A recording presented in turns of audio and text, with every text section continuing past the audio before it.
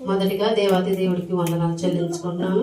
సమయం ఇచ్చిన పాస్టర్ గారికి కూడా వందనాలు, కూడి వచ్చిన మీ అందరికి కూడా నా హృదయపూర్వక వందనాలు చెల్లించుకుంటున్నాను. నేను చెప్పబోయే మాట ఏంటంటే, యేసు ప్రభు సిలువలో పలికిన 5వ మాట. నేను ఎక్కువసేపు చెప్పాలనుకోవట్లేదు, తక్కువే, ఎందుకంటే సమయం చాలా అయిపోయింది. నా తర్వాత ఇంకా 2 మాటలు ఉన్నాయి కాబట్టి అందరూ చెప్పాలి కాబట్టి ఇంకా నేను వాక్యంలోకి వెళ్ళిపోతున్నాను. యోహాను సువార్త 19:28 ఒకసారి చదువు. అప్పటికి సమాప్తమైనదని యేసు ఎరిగి లేఖనము నెరవేరునట్లు నేను తప్పికొనుచున్నాను. ఇంకా చదువు కింద వరకు 29 కూడా. చిరకతో నిండి ఉన్న ఒక పాత్ర అక్కడ పెట్టి ఉండను కనుక వారు ఒక స్పంజి చిరకతో నింపి హిస్సోపు పుడకకు తగిలించి ఆయన నోటికి అందించిరి. అయితే ఆయన ఏం చేస్తున్నారంటే ఇక్కడ ఈ వాక్యంలోను, నేను తప్పుకొనుచున్నాను లేఖనం నెరవేరినట్లనేసి అక్కడ రాసింది కింద లైన్లో, అంటే 28 లైన్లో ఉంటుంది. యేసు ఎరిగి లేఖనం నెరవేరినట్లు నేను దప్పుకొనుచున్నాను అంటే ఆయన దప్పు కేసు కాదు అవన్నీ. ఇవి నాకు దప్పుకొనుచున్నానంటే ఆయన దాహం అంటే మంచినీళ్ళ కోసం కాదు ఆయన దప్పుగా. ఇప్పుడు మనం ఉపవాసం ఉన్నామనుకో మనకి చాలా అలసటగా ఉంటుంది, ఎందుకంటే ప్రతి ఒక్కరు ఉపవాసాలు ఉండి ప్రార్థన చేసేటప్పుడు తెలుస్తుంది ఆ బాధ ఏంటంటే. ఎందుకంటే చాలా దాహంగా ఉంటుంది, ఎక్కువ వాటర్ తాగాలనిపిస్తుంటుంది. మన నాలిక మన అంగడికి అంటిపోవడం కొంచెం జిగిరిగా ఏదో బాధలాగా ఉంటుంది. కానీ మన దప్పిక వేరు. మన దప్పిక ఎందుకంటే వాటర్ కోసం, నీళ్లు తాగటం కోసమే మన దప్పిక. కానీ యేసు ప్రభు దప్పిక అది కాదు. ఆయన దాహం కోసం దప్పికైన వారు అయితే సమరయ స్త్రీతో అంటారు, మీరిచ్చిన నీళ్లు అంటే దాహం కోసం ఆవిడ వాటర్ అడుగుతూ, అయ్యా మీరు నన్ను ఎలా అడుగుతున్నారని ఆవిడ క్వశ్చన్ వేసినప్పుడు అంటారు, మీరిచ్చిన నీళ్లు తాగిన వాళ్ళు దప్పుకుంటారేమో, మరలా నేనిచ్చిన నీళ్లు తాగిన వాళ్ళు ఎన్నడికి దప్పుకోరు అనేసి అంటారు. అయితే ఆయనకి దాహం వేసి కాదు.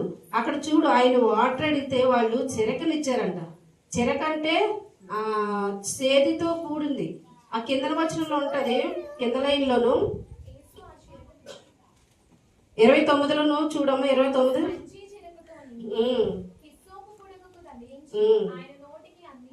అవును. అంటే ఈ చిరకంటే చేదును సూచిస్తుంది. అలాగే మత్తయి సువార్తలో కూడా 27వ అధ్యాయం ఒకసారి తీరా, 34వ వచనం ఒకసారి చదువు. మత్తయి సువార్త 27.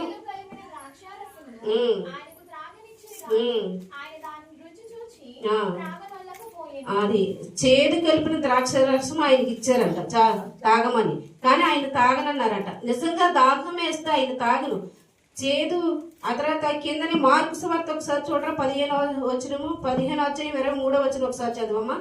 మార్కు 15:23వ వచనం.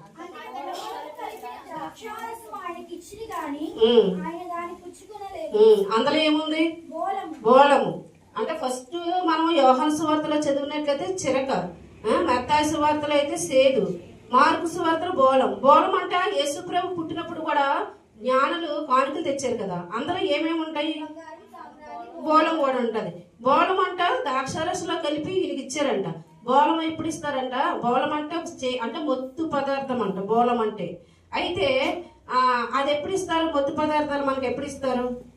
ఏ సమయంలో ఇస్తారు మనకైతే? ఎంతంటే సదిరింగ్ అదే ఆపరేషన్లో అయినప్పుడు మొత్తానికి ఆ బాధ మనకు తెలియకుండా ఉండాలనేసి మొత్తు పదార్థాలు ఇస్తారు. ఇంజక్షన్ ఏదో ఒకటి చేస్తుంటారు మనకి మొత్తు. ఈయనకి అదే, అంటే సిలువులోను చనిపోయే వరకు ఆ బాధలను భరించాలి కదా.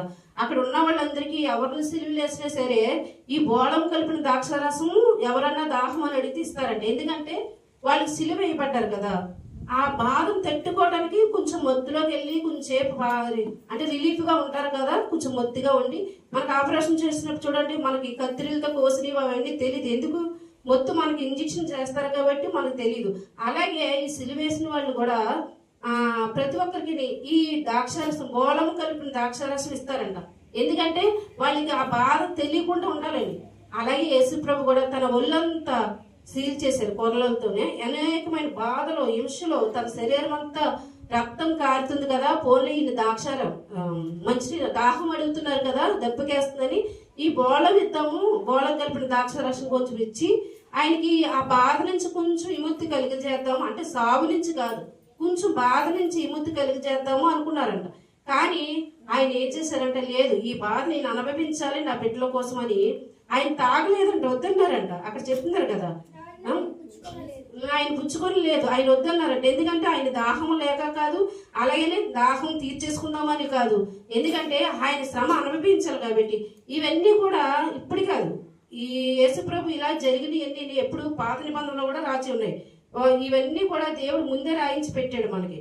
ఎందుకంటే ఇప్పుడే యేసుప్రభుతో అలా జరిగాయి అనుకో ఏమనుకుంటాం, ఇలా రాసేస్తారు కొత్తగా శిశువులు ఉన్నారు కదా అని అనేక విధాలుగా అనుకోవచ్చు. కానీ అలా కాదు, దేవుడు ముందే రాయించి పెట్టాడు. ఎక్కడెక్కడ కూడా చాలా అధ్యాయాల్లో ఉన్నారు. నేను 2-3 వచనాలు చూపిస్తాను, అవి తీయండి. కీర్తన గ్రంథం 69, కీర్తన గ్రంథం 69 మీరు చదవండి తీసి 21వ వచనం.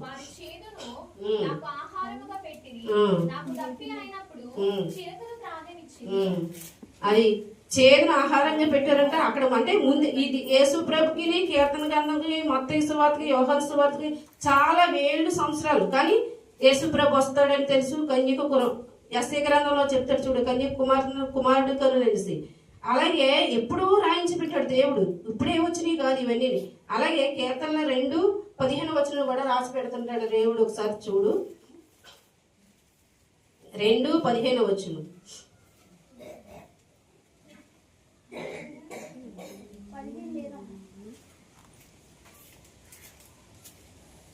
కీర్తనలో 2:15 వచనం లేదా?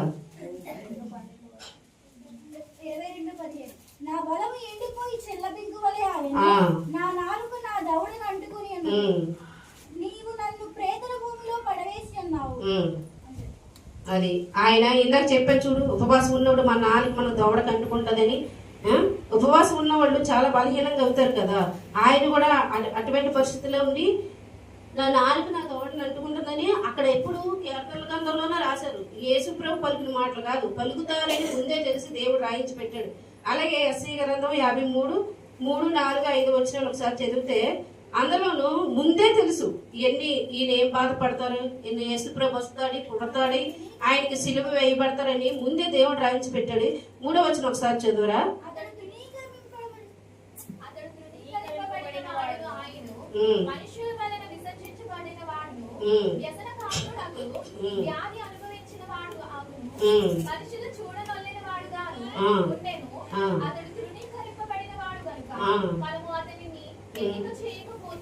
నిశ్చయముగా 4వ వచనం కూడా ఒకసారి చూడండి.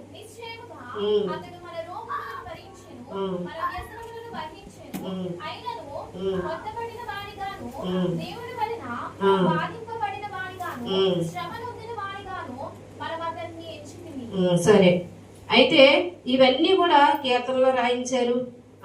తర్వాత యెషయా గ్రంథంలో రాయించారు. యేసుప్రభు పుడతాడు, ఆయన సిలువ వేయబడతారు అని, ఆయనకి సిలువలో ఇలా దాహం వేస్తారు, ఇలా మాట్లాడతారు, ఇన్ని మాటలని అన్ని కూడా ముందే రాయించి పెట్టాడు దేవుడు. ఇప్పుడు కొత్తగా వచ్చింది కాదు, కానీ ముందుగానే దేవుడికి అన్ని కూడా యేసుప్రభు ఎన్ని కష్టాలు పడతారో, ఎటువంటి బాధలు పడతారో అన్ని కూడా ఆయన ముందే రాయించి పెట్టారు. యేసుప్రభు దెబ్బకేస్తుందంటారు కారణం ఆయన దెబ్బకి ఏంటి, తన దాహం అంటే మంచినీళ్ళు తాగేసి తన అలసట తీర్చేసుకున్నాను కాదు, కానీ ఆత్మల భారం కలిగిన దెబ్బకి ఆయనకి. ఎందుకంటే నశించిపోతున్న ఆత్మల కోసం ఎంతగానో ఆరాటపడుతున్నారు ఆయన. అలాంటి దెబ్బకు ఉంది కాబట్టి ఆయనకి దెబ్బకి ఏంటండి. పాత నిబంధనలోను మోసే ఇశ్రాయేలు ప్రజలను అరణ్యంలో నడిపించినప్పుడు దాహం అంటే ఆయనే కదా, బండ నుంచి నీళ్ళు ఇచ్చారు, దేవుడే కదా. అలాంటి వ్యక్తికి దెబ్బకాలో ఉంటుంది. సమరయ స్త్రీని కూడా మాట్లాడింది ఆయనే. అలాగే చాలా దిక్కుల దెబ్బ కంటే దానికి ఆత్మల కొరకైనా భారం కలిగి ఉన్నారు కాబట్టి ఆ దెబ్బగానే శారీరకంగా వాటర్ తాగి తన అలసటను తీర్చుకుందామని దెబ్బకు కాదు. మనం కూడా మన చుట్టుపక్కల పట్ల మనకి భారం ఉండాలి, మనకి దెబ్బకు ఉండాలి. ఏ దెబ్బగా మనం అలసటగా మన శరీర సుఖంలో దెబ్బకు కాదు, కానీ మనం ఆత్మల భారం కలిగిన దెబ్బకు ఉండాలి. దేవుడు కూడా ఆ విధంగానే ఉన్నారు, ఆయన శిష్యులు కూడా ఆ విధంగానే ఉన్నారు. కాబట్టి మనకు కూడా భారం ఉండాలి. అయ్యో నా బంధువులు, నా చెల్లి, నా అక్క, నా అన్న వీళ్ళందరూ రక్షించిపోతున్నారే, వాళ్ళు ఎలాగైనా రక్షించాలని మనకు ఆత్మల భారం కలిగిన దెబ్బకు మనకి కూడా ఉండాలి.